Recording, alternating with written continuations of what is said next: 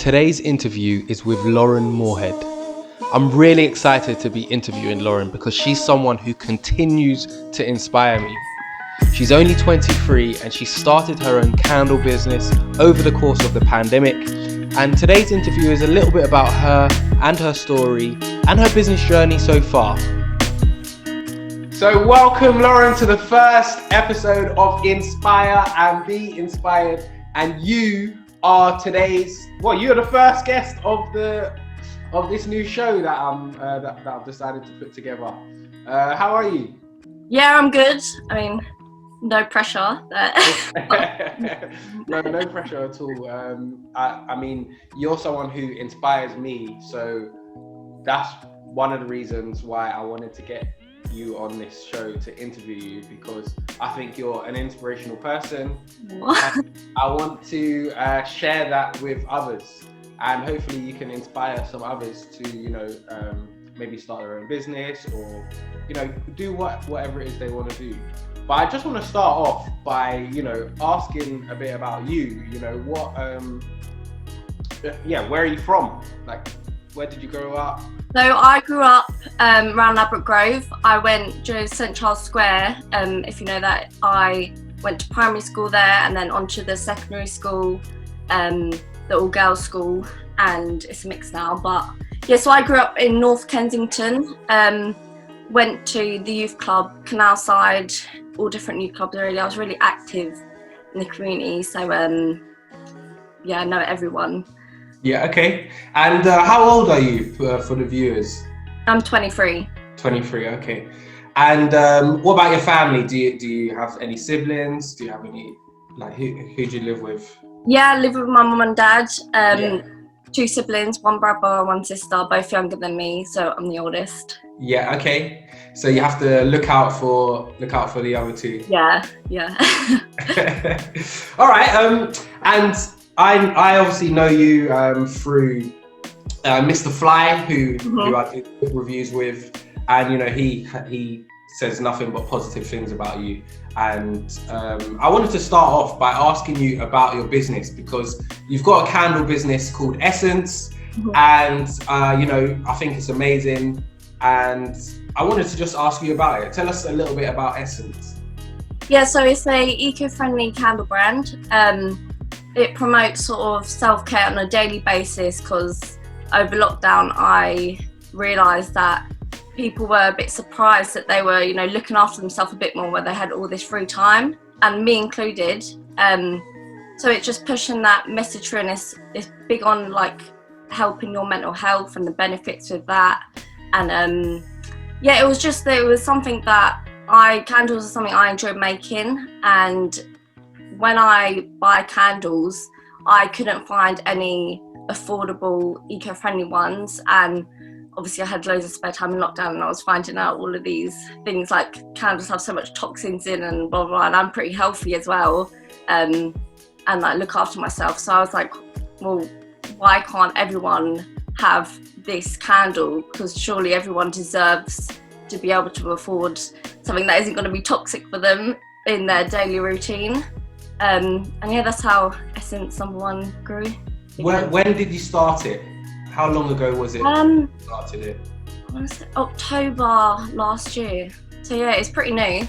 So it's you've been going about 9 months then? Roughly. Yeah. Fabulous. And how have you found the journey? It's been up and downs. I've learned a lot from it, but mainly positive. I think because I enjoy it so much, and I actually enjoy the whole process and the journey, that's helped me, go on for so long and not sort of give up and continue to push with it. Yeah. And what was the main reason you got started? I know you mentioned about wanting to improve your health and well-being because of the affordability of the candles, but what actually pushed you to actually take action and get started? So I had just finished uni. I did my masters. It was sort of like I couldn't find a job and I didn't really want to go into full-time work, so I just did a masters. And when I finished that, we were in lockdown, and I spent months and months looking for a job. Just couldn't find one. My friend actually got me a job in the Sainsbury's she works at, and to be honest, my mental health as well in lockdown, it wasn't that good. And I was going through a lot during that month as well, where I was working in retail again, and it was just really hard to go in every day. And I did it, but it was just so bad for my mental health. So that was when I was like, there's nothing stopping me starting this business. Like, I knew I was going to start it. It was just my anxiety, and in my head, it was just telling me not to do it yet. Like, you're not ready yet. But I just didn't want to fall back into that really dark place. So I just thought, okay, I'm going to invest my savings in it, like every last penny, through my student loan that I saved up. And I just did it. A quick Sainsbury's. Well done.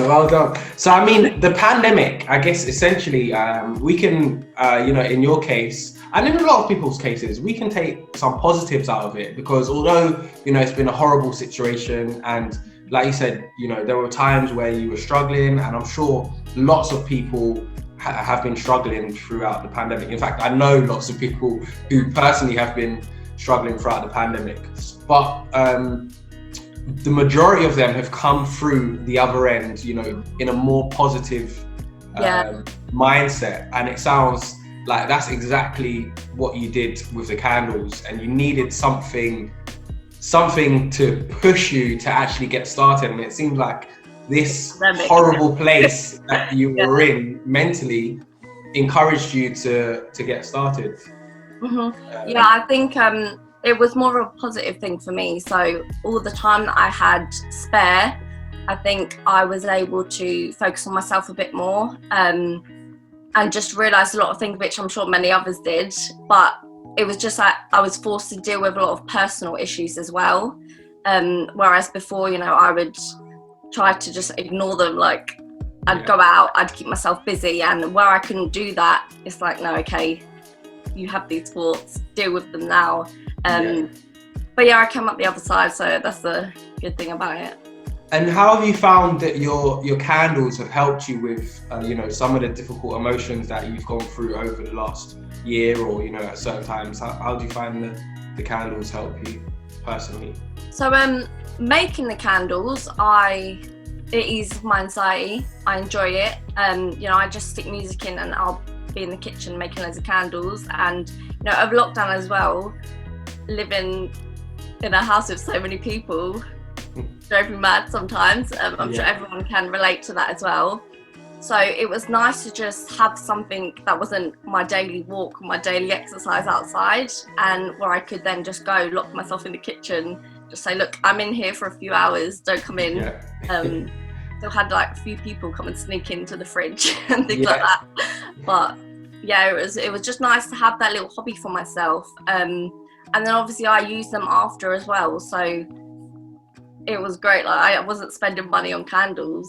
I was just, because I was a student, barely had any money anyway. It was basically broke. And the candle has always just been something where, if I'm taking some time for myself, whether that be in the bath or just in my room chilling with music, whatever, I would light it, and it's just the whole atmosphere, like setting, because I think setting the mood is so important in your self-care routine, just in daily life as well, to unwind, which was something I used to struggle with a lot. Like, my mind's always going non-stop. It was great for me.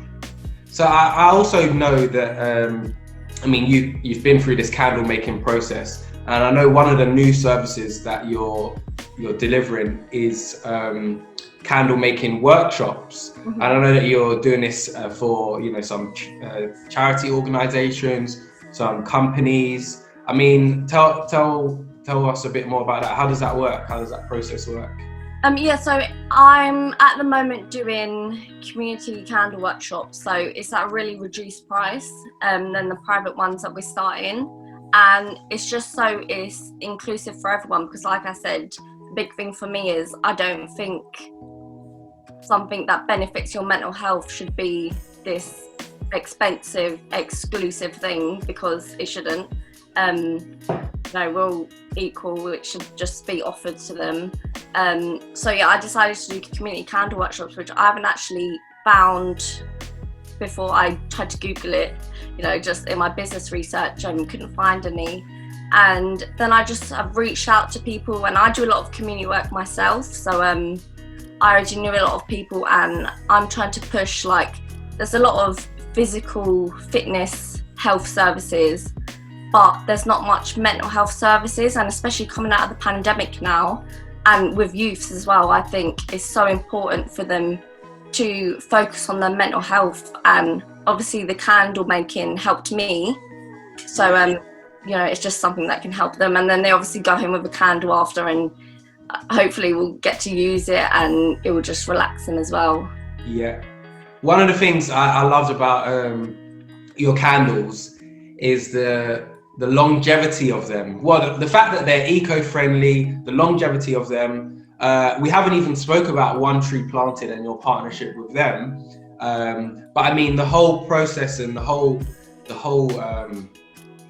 thing about your candles is that they're eco-friendly, they're helping well-being. You're doing the One Tree Planted partnership, where every candle sold, there's a tree planted to help the environment. I mean, what makes you so passionate about, helping the environment and doing these positive things?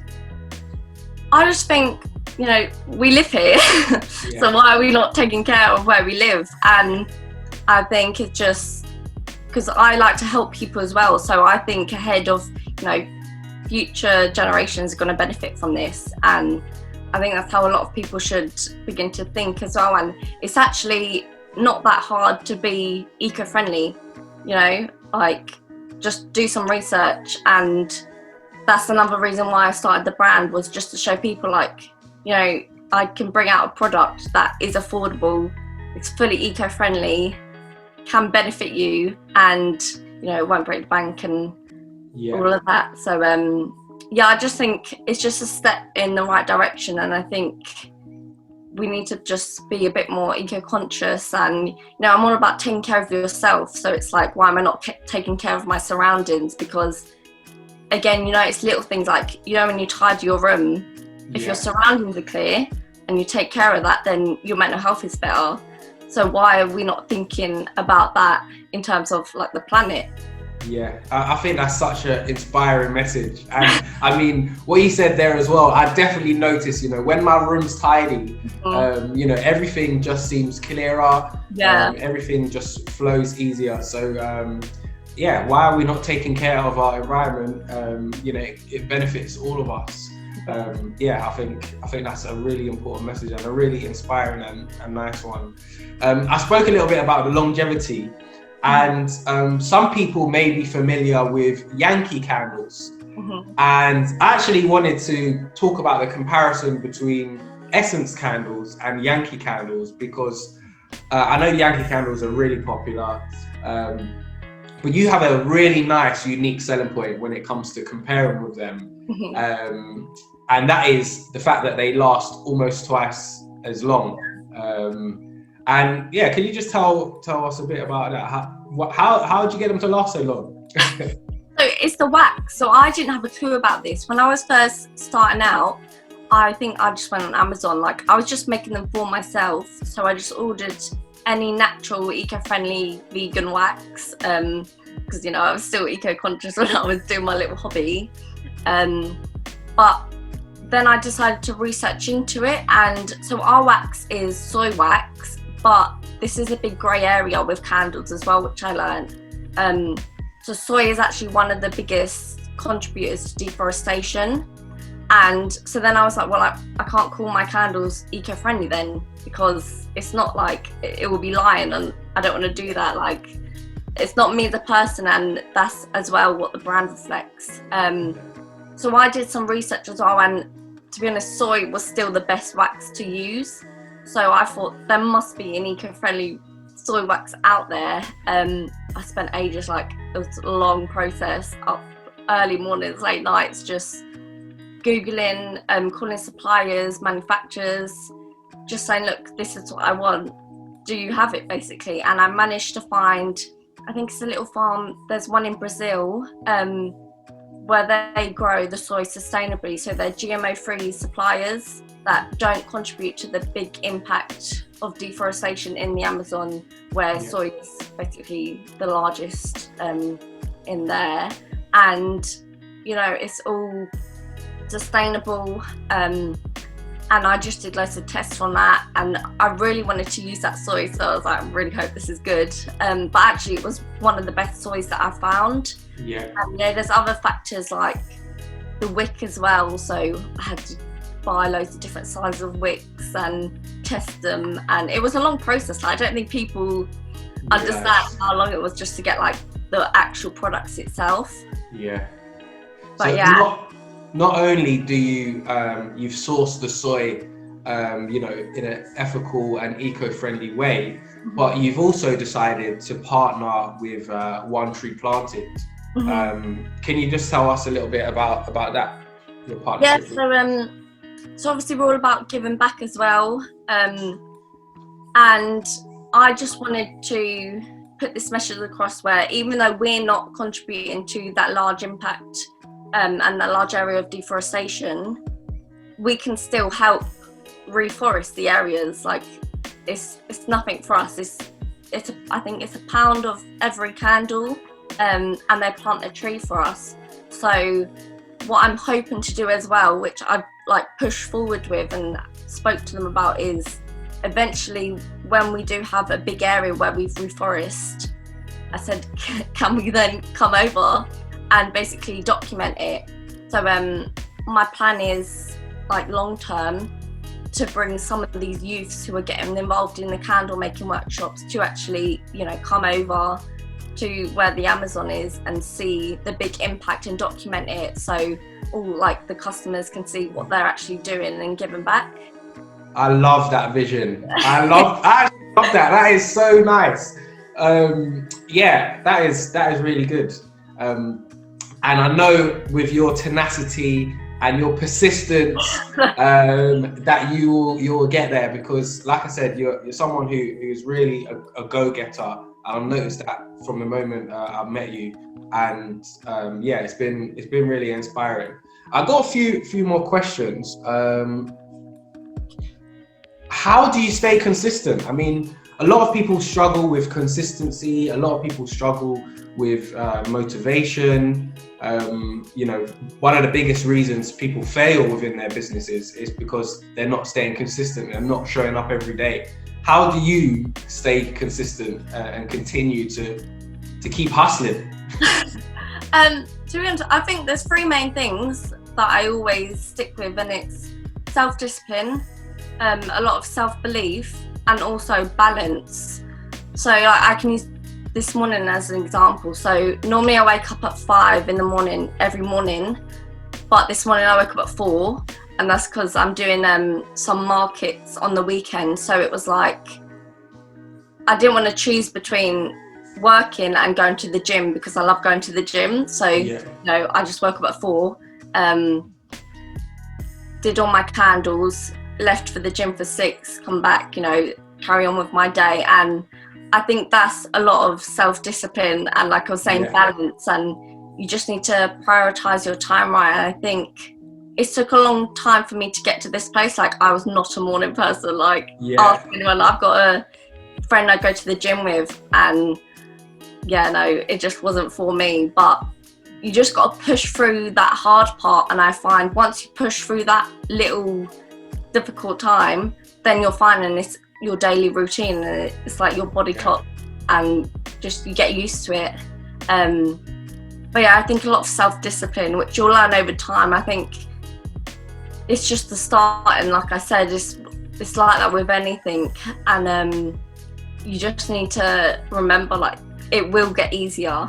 Yeah, I mean, I can resonate with all of that so much. And the early morning, you know, I mean, 4 a.m. is crazy. It's a bit early for me. You know, I'm now part of the early morning club, but 6:30 is my early morning, which you're already in the gym, you know, sweating out by then. But how do you not press snooze? You know, what gets you up? Like, how do you not think, actually, I'm going to stay in bed? sometimes my alarm scares me. Like, do you ever get that? Wait, your alarm goes off and you're like, oh. I think it's just when I'm in such deep sleep. But I'm actually quite good with when my alarm goes off, I'm up straight away. I don't lay in bed because I know, you know, if I go, yeah, I'm just resting my eyes. I used to do that. I would fall asleep, miss the gym session. Then it ruins my whole day. So you've learned this over a period of time? Yeah, so it took a while. I'd say a few months, to be honest.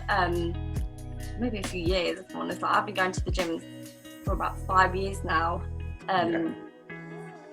So it's just, as well, I think having the gym in the morning, because I love it and I love going to the gym, is, okay, you're waking up to do something you love.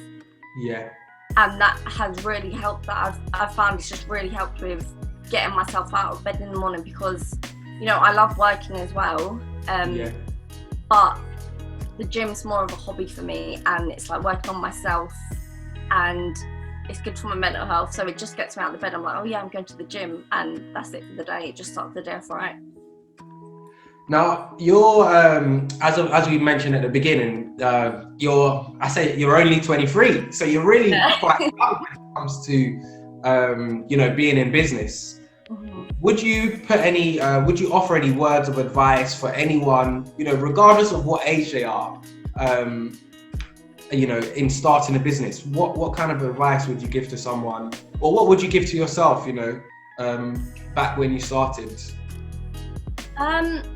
To be honest, I think I could have started this years ago. I just wasn't in the right place.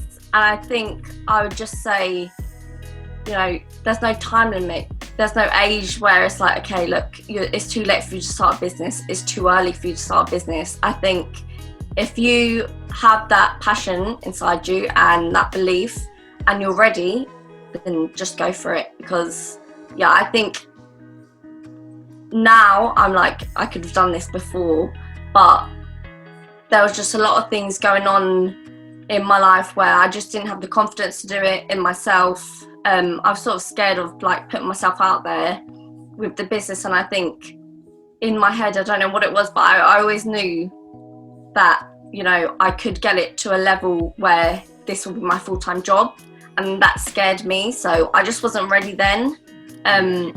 And I just needed that push. And to be honest, it's who you surround yourself with as well. Like, I've got such like a supportive network around me and supportive friends, and like they're used to my busy, hectic schedule.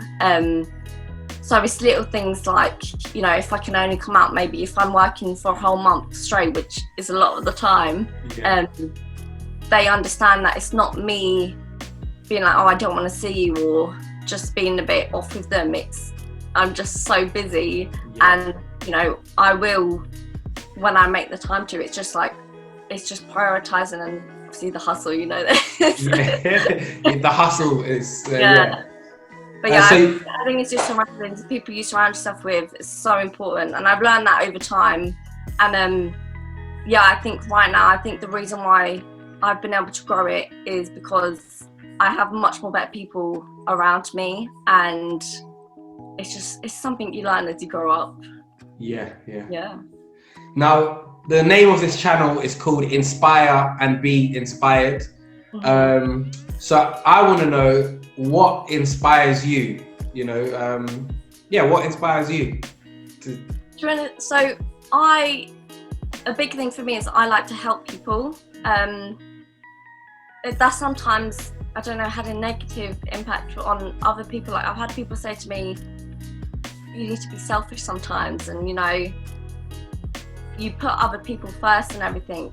But my response is always, well, that's nice, that's your opinion, but this works for me. I get a lot out of this for myself. So helping other people is actually helping me as well. And I think one of the biggest things that inspires me to like carry on and how I can push forward, because I do have some doubts sometimes, but I quickly have to step back out of it. And that's like with people that I've helped, when they actually message me thanking me for helping them, and I might not even think much of it, but, you know, it's a massive thing for them. And recently as well, I've learned that even though I might be doing something, basically nothing, to me, it's massive to them. And it's like, wow, if I've inspired you, then I can inspire so many other people. And to be honest, even just one person is enough for me. But I think just knowing that, you know, my story and just how I am with other people and how I've helped them has pushed them to grow and become better people, whatever they've said to me. I then am inspired to sort of do that with other people. I think that's really nice. And I mean, I echo what you say. I mean, the power of, you know, helping other people, the power of giving. I mean, they actually say, you know, giving is a selfish act because you receive so much out of it internally. Yeah. And, you know, helping others can be so inspiring for other people, but also for yourself when you see, you know, what the other person has achieved, just maybe through your words of encouragement, or like you said, it might just be something so small to you, but in fact, to the other person, it has such a big impact. So yeah, to anyone watching, help others when you can, because yeah, it can really be so inspiring to others and also inspiring to yourself. Okay, where can people buy your candles, and where can people find you on social media? Like, how do we reach out to Lauren if we need to? So you can buy the candles on essence1.co.uk. On Instagram, we're at essence.no1_. We're actually going through like a rebranding stage right now, but you know, I will be at markets as well, and we advertise that on social media. So if you're near, come pop down and see us, say hi to me, and yeah. Lovely.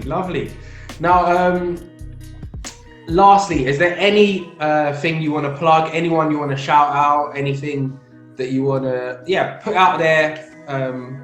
Anything you want to put out there before we separate? No, just thanks to you, because you inspire me as well, like what you do. And you know, this is a massive thing. You know, this interview is a massive thing for me. I remember in your last video, just me having the video at the end of the video, Chris saw it and was like, that's Mr. Fly. Chris saw it and was like, I saw you, and I was like, oh wow, Lauren's actually got in this. Like, just photos, videos, anything with me is a massive thing. But you know, you've helped me push myself, like with the article as well that I did recently, where my anxiety was just taken over. I would message you and be like, okay, I'm doing this, is it okay? And you know, you just ease me, and I think it's just been that little push I need. And especially everything you're doing now, again, it's showing like how I feel with you helping me. I'm like, okay, I want to do that for other people as well. Yeah, I think you're giving me goosebumps. You're making me feel, thanks, Lauren. No, I really appreciate that. That will make my week, honestly. Look at my smile. And like we said, you know, the power of giving. So, and also I just want to say, you know, big up to you just one more time, because I know how much, how difficult initially, you know, coming to do this interview was for you. And, you know, you've broken that barrier, and you're here and you're doing the interview, and it's going to be on YouTube. And yeah, it's amazing. You keep breaking barriers, you keep pushing boundaries, and you keep skyrocketing. So keep inspiring and keep being inspired.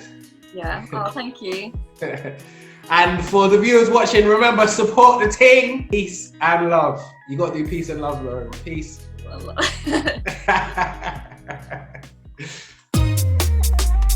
Entrepreneur.